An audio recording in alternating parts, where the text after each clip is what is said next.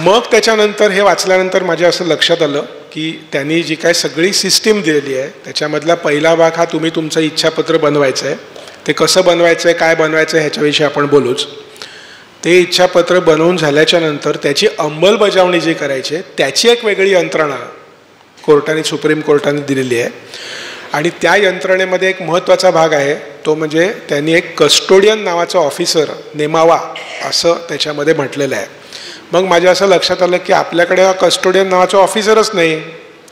म्हणून मी municipal corporation, Maharashtra सरकार यांच्याबरोबर पत्रव्यवहार चालू केला. जवळजवळ वर्षभर RTI फाईल केले आणि कमिशनरना पत्र दिलं.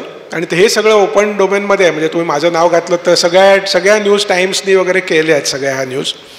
तर मी कमिशनरनाच पत्र दिलं की बाबा तुम्ही कस्टोडियन नेमायला पाहिजे, सुप्रीम कोर्टचा हा निर्णय आहे त्याप्रमाणे. तुम्ही तो नेमलेला नाही आणि त्यामुळे तुम्ही तो नेमेपर्यंत तुम्हीच माझे कस्टोडियन. हे घ्या माझं ॲडव्हान्स डिरेक्टिव्ह, मी तुम्हाला पाठवतो, तुम्ही ते ठेवा स्वतःकडे आणि जेव्हा केव्हा कस्टोडियन नेमाल तेव्हा त्याच्या हातात देऊन टाका. त्यालाही मला कुठलाही रिस्पॉन्स वगैरे मिळाला नाही. आणि जवळजवळ 8-9 महिने हा सगळा कार्यक्रम केल्याच्या नंतर साधारणपणे नोव्हेंबर 2023 मी हायकोर्टामध्ये पब्लिक इंटरेस्ट लिटिगेशन जनहित याचिका दाखल केली. इच्छा मरणाचा माझा अधिकार आणि तो मला मिळण्यासाठी सरकारने आवश्यक यंत्रणा निर्माण न केली असल्यामुळे सुप्रीम कोर्टच्या निर्णयाचा अनादर होत आहे. आणि ह्याच्यासाठी म्हणून तुम्ही या सर्व मंडळींना आदेश द्या आणि ही यंत्रणा माझ्यासाठी आणि समाजासाठी निर्माण करा, अशा प्रकारची जनहित याचिका मी दाखल केली. आणि ती जनहित याचिका मी स्वतःच आर्ग्यू करतो. मला त्यावेळेला कोर्टात गेल्यानंतर ते म्हणाले की असं तुम्ही करू शकत नाही, कारण पब्लिक इंटरेस्ट लिटिगेशन, तुम्हाला वकील द्यावा लागतो वगैरे वगैरे. मी म्हटलं मी काय वकील देणार नाही, मी स्वतःच आर्ग्यू करणार. मग ते म्हणाले की मग तुम्हाला एक परीक्षा द्यावी लागेल, इंटरव्ह्यू. म्हटलं चालेल, मी तो इंटरव्ह्यू पण द्यायला तयार आहे. मग त्या 2 जजेसनी आणि रजिस्ट्रारने माझा इंटरव्ह्यू घेतला. सगळं वरपासून खालपर्यंत सगळं शोधून तुम्ही असंच का, मग आर्टिकल 226च का, मग 32च का नाही वगैरे असं सगळे लिगल सगळे प्रश्न विचारले. हे कोणीच केलं, तुम्हीच ड्राफ्ट केलं का, तुम्ही डॉक्टर पण आहात का, अमुक पण आहे का, अमुक पण, सगळं झालं प्रकरण. मग शेवटी ते म्हणाले तुम्ही जा, तुम्हीच आर्ग्यू करा मॅटर. असं करून त्या सगळ्या एकंदरीत प्रकरणाला सुरुवात झालेली आहे. आणि इथे मी सगळं तुम्हाला डिटेलमध्ये सांगण्याच्या मागचं कारण असं की मी ह्याच्यात बिलीव्ह करतो, माझा ह्याच्यावर विश्वास आहे की सरकार नावाची जी यंत्रणा असते की जो एक मोठा गेंडा असतो, बरोबर, की जो अजिबात हलत नाही, बरोबर, त्याला हलवण्यासाठी त्याच्यासारखाच तुल्यबळ हत्ती लागतो की जे म्हणजे कोर्ट. आणि हत्तीच्या कानात मात्र एक मुंगीसुद्धा जाऊन जर का त्याला चावली तर हत्ती हलू शकतो आणि हत्ती हलला तर गेंडा पण हलू शकतो, बरोबर. त्यामुळे हे आपल्यापैकी प्रत्येक व्यक्तीने माझ्या मते लक्षात ठेवलं पाहिजे की हे आपणही करू शकतो. जर का करायचं ठरवलं तर वेडेपणा लागतो त्यासाठी, पण करू शकतो. अशा प्रकारे ही सगळी पब्लिक इंटरेस्ट लिटिगेशन सुरू झालेली आहे. त्याच्यात बरेच टप्पे महत्त्वाचे जे आहेत ते झालेले आहेत. कस्टोडियनची नेमणूक ही आता आपल्याकडे झालेली आहे. 8 मार्च 2024ला माझी डेट होती हायकोर्टाची. त्याच्या बरोबर 48 तास अगोदर म्हणजे 6 मार्च 2024ला महाराष्ट्र सरकारने एक GR काढला आणि त्याच्यात त्यांनी म्हटलं की आम्ही महाराष्ट्रामध्ये 413 कस्टोडियनची अपॉइंटमेंट एका GRद्वारे केलेली आहे. त्यामुळे आज आपल्याकडे महाराष्ट्रामध्ये प्रत्येक ठिकाणी, आणि सुप्रीम कोर्टने म्हटलेलं आहे की ग्रामपंचायतीपासून ते महानगरपालिकेपर्यंत प्रत्येक ठिकाणी कस्टोडियन असला पाहिजे असं त्यांनी त्याच्यामध्ये म्हटलेलं आहे. तर त्याच्यामुळे निदान कमीत कमी अर्बन डेव्हलपमेंटनी कस्टोडियनची नेमणूक केलेली आहे. आज तुम्ही अगदी वाटेल तिकडे जा, नाशिक, नागपूर, कुठेही, औरंगाबाद, बारीक जिथे जिथे नगरपालिका आहेत तिथे सुद्धा आज कस्टोडियनची अपॉइंटमेंट झालेली आहे. तर त्याच्यामुळे यंत्रणा हालायला लागलेली आहे. आता मुद्दा असा आहे की आपण त्या यंत्रणेमध्ये सहभागी होणार का, आणि त्याचं उत्तर हे आपण ह्याच्यात बिलीव्ह करतो का, आपल्या ह्याच्यावर विश्वास आहे का, पहिली गोष्ट. आपल्या स्वतःवर विश्वास आहे का, आपण ह्या कॉन्सेप्टमध्ये बिलीव्ह करतो का. जर आपण बिलीव्ह करत असलो जर का, तर यंत्रणा आपल्यासाठी काही करू शकते का ह्याच्यावर आपला विश्वास आहे का. या प्रश्नांना ज्याची त्यांनी उत्तरं शोधायची आहेत आणि ती उत्तरं हो जर असतील तर तुम्ही पुढे व्हायचं आहे. मग आता मला असं वाटतं मी त्यातले 3 टप्पे आहेत. म्हणजे पुढे काय होईल हा एक शेवटचा भाग. यंत्रणा कशी राबवली जाईल जेव्हा प्रत्यक्षात मी हॉस्पिटलमध्ये जाईन त्यावेळेला, की जेव्हा मी निर्णय घेण्याच्या क्षमतेच्या बाहेर आहे मे बी मला काय ॲल्झायमर झाला आहे किंवा जे काय असेल ते असेल तेव्हाचं, आणि मी आत्ता काय करू शकतो, असे 3 त्याच्यामध्ये भाग येतात ऑल टुगेदर. मला असं वाटतं की मला करायचं आहे इच्छापत्र, तर नेमकं काय केलं पाहिजे हे थोडंसं ज्याला जास्ती कुतूहल असेल, कारण बाकीचे जे टेक्निकल तुम्ही टप्पे आणि जे सांगताय त्याच्यापेक्षा ह्यावर जर आपण बोललो, आणि ते तुम्ही जे लिहून पाठवलं होतं ते कुठे अवेलेबल आहे तुमच्या ईमेलवर किंवा वेबसाईटवर, तर तेही सांगा.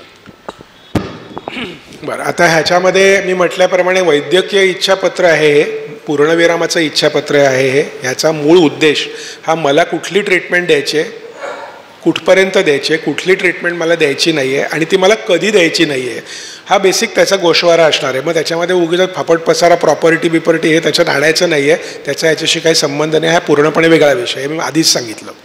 आता हे इच्छापत्र मराठीत बनवता येतं का? हो.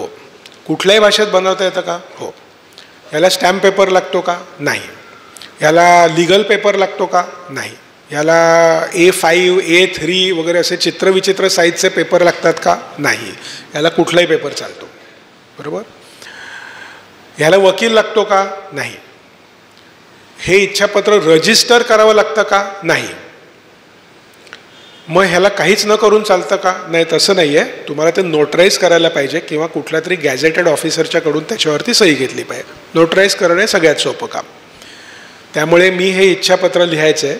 लिहून झाल्यानंतर त्याच्यावरती 2 इंडिपेंडंट विटनेसेसच्या सह्या घ्यायच्या आहेत आणि त्याच्यानंतर हे इच्छापत्र मी नोटराईज करायला जायचं. ठीक आहे.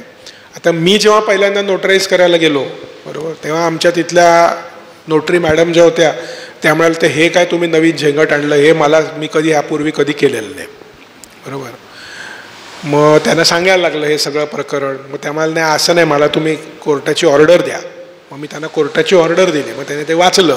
मग त्या म्हणाल्या की हो, तुमच्याविषयी आम्हाला कल्पना आहे, तुम्ही जे आणताय आम्ही नोटराईज करून देऊ. त्यामुळे मी जसा भारतातला टाइम्स ऑफ इंडियाच्या म्हणण्याप्रमाणे भारतातली पहिली व्यक्ती स्वतःचं लिव्हिंग विल बनवणारा, तसं त्या नोटरी मॅडम पहिलं लिव्हिंग विल नोटराईज करणाऱ्या, बरोबर, जागृती शहा. हो, जागृती शहा आमच्याकडे गोरेगावला आहेत त्या. आणि तसंच मी जेव्हा कस्टोडियनकडे नेऊन दिलं, भूपेंद्र पाटील, डॉक्टर भूपेंद्र पाटील, हे आपल्याकडे F साऊथचं जे वॉर्ड ऑफिस आहे, म्हणजे परळ स्टेशनच्या बाहेर कीर्तिमल हॉटेलच्या वरचं, ठीक आहे, तर तिथे डॉक्टर भूपेंद्र पाटील बसतात. ते आत्ता मुंबईतले जे 2 कस्टोडियन आहेत त्यातले एक कस्टोडियन आहेत, भूपेंद्र पाटील हे एक आणि डॉक्टर वर्षा पुरिया दुसऱ्या. त्यामुळे मी डॉक्टर पाटलांच्याकडे ते माझं सबमिट केलं कस्टोडियन म्हणून. त्यामुळे ते पहिले कस्टोडियन झाले भारतातले की ज्यांनी ह्या प्रकारचं ॲडव्हान्स डिरेक्टिव्ह ॲक्सेप्ट केला असेल. आता काय लिहावं आणि कोण बनवू शकतं? कुठली ॲडल्ट व्यक्ती बनवू शकते. कुठल्या वर्षी बनवू शकते? म्हणाल तितक्या वर्षी बनवू शकते. त्याच्या वयाला काही कुठली बंधन नाही. अर्थात you should be in having the capacity, कारण तुम्ही जर मेंटली म्हणजे डिसेबल्ड असाल तर अर्थातच तुम्ही ते बनवू शकत नाही. पण जोपर्यंत तुम्ही मेंटली एबल आहात तोपर्यंत कृपा करून तुमचं ॲडव्हान्स डिरेक्टिव्ह नक्की बनवा. हा विषय नातेवाईकांवरती सोडू नका, कारण नातेवाईकांच्या वरती, पुढच्या जनरेशनच्या नातेवाईकांच्या वरती सोडल्यानंतर किती गोंधळ होऊ शकतात याची तुम्हाला कल्पना नाही. आम्ही 3 जण डॉक्टर म्हणून हे दररोज बघतो. त्यामुळे कृपा करून स्वतःचे निर्णय स्वतः घ्या. माझी मुलं सक्षम आहेत, ते ठरवतील, त्यांचं माझ्यावर प्रेम आहे बिम आहे, ह्या सगळ्या भानगडीमध्ये पडू नका. त्या प्रेमाचा अतिरेक कधी कधी तुम्हालाच गोत्यात आणेल आणि त्यावेळेला तुम्ही बोलूसुद्धा शकणार नाही, तुम्ही सांगूसुद्धा शकणार नाही की बाबा रे, तुझ्या प्रेमाच्या अतिरेकामुळे मी गुदमरतोय, हे सांगण्याची सुद्धा तुमची परिस्थिती असणार नाही आहे. ह्याचा विचार नक्की करा. आणि म्हणूनच लवकरात लवकर तुम्हाला जर का ह्या कॉन्सेप्टमध्ये जर का म्हणजे तुम्ही बिलीव्ह करत असाल, विश्वास ठेवत असाल, तर स्वतःचं हे इच्छापत्र बनवा. मग आता ते कसं बनवता येईल, त्यात काय मुद्दे लिहिले पाहिजेत? तर मुद्दे काय काय लिहिले पाहिजेत हे मी त्रोटक सांगतो, परंतु मी माझं जे इच्छापत्र बनवलं तर ते इच्छापत्र मी माझ्या वेबसाईटवरती विनामूल्य फ्री डाउनलोडेबल ह्याच्यासाठी ठेवलेलं आहे. त्यामुळे तुम्ही जर का www.dr म्हणजे डॉक्टरचा शॉर्ट फॉर्म DR, निखिल माझं पहिलं नाव NIKHIL, दातार DATAR TTAR नाही .com हे जर का तुम्ही टाईप केलं तर तुम्ही माझ्या वेबसाईटवरती पोचाल. तिथे क्लिक फॉर डाउनलोड असं तुम्हाला दिसेल. ते तुम्ही क्लिक केलं की तुमच्या मोबाईलमध्ये, तुमच्या लॅपटॉपमध्ये, तुमच्या कॉम्प्युटरमध्ये मी जो ड्राफ्ट वापरलेला आहे तो ड्राफ्ट तुम्हाला डाउनलोड केलेला मिळेल. मग त्याच्यात तुम्ही स्वतःच्या हिशोबाप्रमाणे बदल अर्थातच करू शकता आणि ते तुम्ही केलेच पाहिजेत. ते काय मी केलं म्हणून तुम्ही तसंच करावं असं कोणीच म्हणत नाही आहे. तर त्याच्यामुळे त्याच्यात तुम्ही बदल करा आणि त्याप्रमाणे तुम्हाला तुमचं पूर्णविरामाचं इच्छापत्र बनवणं सहज शक्य आहे. त्यासाठी फार काय मोठं तुम्हाला करायची गरज नाही.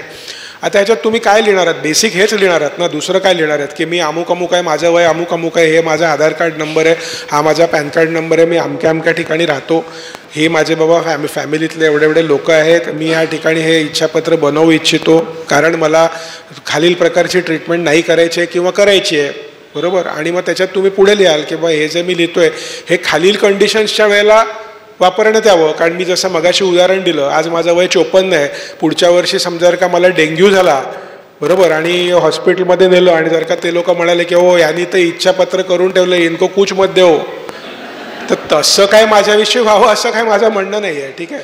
तर त्याच्यामुळे मी हे लिहिलं आहे की बाबा दुर्धर आजार असतील तर मग त्यात काही मी उदाहरणं दिलेली आहेत, कॅन्सर, टर्मिनल येईल कॅन्सर किंवा अशा प्रकारची काही उदाहरणं त्याच्यामध्ये मी दिली आहेत. अल्झायमरसारख्या आजारांचा मी त्यात उल्लेख केला आहे. साधारणपणे वयाचा अंदाज मी त्याच्यामध्ये दिलेला आहे की साधारणपणे एवढ्या वयानंतर, बरोबर, असे काही काही मुद्दे त्याच्यामध्ये मी घातलेले आहेत. ठीक आहे. तर त्यावेळेला कुठल्या कुठल्या गोष्टी करा किंवा करू नका. जसं मी लिहिलेलं आहे की बाबा मला व्हेंटिलेटर लावू नका, मला कार्डिओ पल्मनरी रिससिटेशन म्हणजे हे जे काय छातीला CPR जे म्हणतात, शॉक बीक, ह्या गोष्टी मला देऊ नका, बरोबर. ह्या सगळ्यामध्ये मी सर्वात महत्त्वाचा उल्लेख जो केलेला आहे तर तो म्हणजे मला adequate amount of pain relief नक्की द्या. ह्या गोष्टीचा मी मुद्दामून उल्लेख तिकडे केलेला आहे कारण की आपल्या देशामध्ये सर्वसाधारणपणे पॅलिएटिव्ह केअर हा विषय फारसा चांगला केला जात नाही किंवा त्याच्याविषयी फारशी चांगली कायदेशीर पाठबळ नसल्यामुळे, बरोबर, बऱ्याच वेळेला मॉर्फिनसारखी औषधं सहज मिळत नाहीत आणि जरी ती अवेलेबल झाली तरीसुद्धा डॉक्टर ती देताना विचार करतात 100 वेळा. कारण मॉर्फिनसारख्या औषधांमुळे रेस्पिरेटरी डिप्रेशन होतं, म्हणजे तुमचं श्वासोच्छ्वास तुमचा स्लो होतो आणि मग असा प्रश्न निर्माण होऊ शकतो की तुम्ही एवढा मॉर्फिनचा डोस दिलात त्यामुळे त्याच्यामुळे ह्याचं रेस्पिरेशन मंदावलं आणि ते मंदावल्यामुळे तो गेला, त्यामुळे ह्या औषधांच्यामुळे मेला आणि औषध तुम्ही दिलंत आणि म्हणून तुम्ही त्याला जबाबदार. आणि म्हणून डॉक्टर लोक ह्या प्रकारच्या गोष्टी करताना पुढे मागे होत असतात. फॉरेन कंट्रीजमध्ये UK सारख्या देशामध्ये त्यांनी औषधांचा साईड इफेक्ट असं त्याला न धरता नेसेसरी इव्हिल ऑफ ट्रीटमेंट असं त्याच्याकडे बघितलं जातं. त्यामुळे त्यांच्याकडे घरामध्ये सुद्धा तो फॅमिली डॉक्टर येतो, तिथे एक नर्स असते किंवा बऱ्याचदा नर्ससुद्धा नसते, तर त्याला मॅक्सिमम पेन रिलीफ देता येईल अशा प्रकारचा डोस त्याला दिला जातो आणि तो डोस दिल्याच्या नंतर जर का त्याचं काही बरं वाईट जर का झालं तर त्या डोसमुळे झालं असं न धरता त्याच्या कॅन्सरमुळे झालं असं धरलं जातं. हा जो काही विचारांमधला जो काही बदल आहे हा अजून आपल्याकडे घडलेला नसल्यामुळे मी माझ्या इच्छापत्रामध्ये पेन रिलीफ या विषयी लिहिलेलं आहे. कारण शेवटी me what I am asking for is death with dignity आणि डिग्निटीचा संबंध पेन रिलीफशी आहे ना. मी जर का तळमळत जर का पडलेलो असेल आणि कोणीच माझ्यासाठी काही करणार जर का नसेल समजा जर का, तर मग हे सगळं करून काहीच उपयोग नाही. त्यामुळे त्या काही गोष्टींचा उल्लेख मी त्याच्यामध्ये केला आहे. ऑर्गन डोनेशनच्या विषयी तुमचं जे काय म्हणणं असेल, तुम्हाला द्यायचं आहे नाही द्यायचं जे काय असेल त्या काही गोष्टींचा मी उल्लेख केला आहे आणि मी म्हटल्याप्रमाणे तो ड्राफ्ट तुम्ही डाउनलोड केलात तर ह्या बऱ्याच गोष्टी तुम्हाला मिळतील. त्यात एकच सांगतो फक्त की ह्या संपूर्ण विषयामध्ये तुम्ही हे एक महत्त्वाचं नाव, एक किंवा अनेक नावं लिहायची आहेत की तुम्ही ही पॉवर ऑफ अटॉर्नी जी आहे एका प्रकारची, बरोबर, ही तुम्ही कोणाला देत आहात, बरोबर. कारण तुम्ही हे सगळं लिहिल्यानंतर प्रत्यक्षात ते कागद तुमच्यापैकी कोणीतरी नातेवाईकांपैकी कोणतरी डॉक्टरपर्यंत पोचवायला पाहिजे ना. आता डॉक्टरांना कसं कळणार, बरोबर. त्यामुळे तुमच्या कुठली जी काय मुलं असतील ऑर्डरमध्ये तर फॅमिली डॉक्टरसुद्धा असू शकतो, पॉवर ऑफ अटॉर्नी होल्डर असं त्यांनी लिहिलेलं आहे. तर त्याच्यामुळे तुम्हाला त्यांच्यापैकी कुठल्या तरी एका व्यक्तीला तुम्हाला त्याचं नेमणूक करावी लागेल की बाबा हे असं असं आहे आणि त्या व्यक्तीची नुसतं लिहून ठेवून गप्प बसून चालणार नाही, तर त्या व्यक्तीला हे सांगावं लागेल की बाबा रे मी अतिशय विश्वासाने ही जबाबदारी तुझ्यावरती दिलेली आहे, तेव्हा जेव्हा तुझ्यावरती जबाबदारी पार पाडण्याचं उत्तरदायित्व येईल तेव्हा तू तुझ्या डोक्याने विचार नाही करायचा आहे, माझ्या डोक्याने विचार करायचा आहेस आणि मी जे म्हणतोय हे तू घडवायचं आहेस म्हणून तुला पॉवर दिली आहे. त्यामुळे तुला मी आत्ताच नेमणूक करताना तुझ्या जबाबदारीची जाणीव देतोय, काय तुला करणं अपेक्षित आहे हेही तुला सांगतोय, आणि नंतर त्याची कॉपी पण त्या व्यक्तीच्या हातामध्ये द्यायची आहे. त्यामुळे मला वाटतं इथे सध्या थांबतो.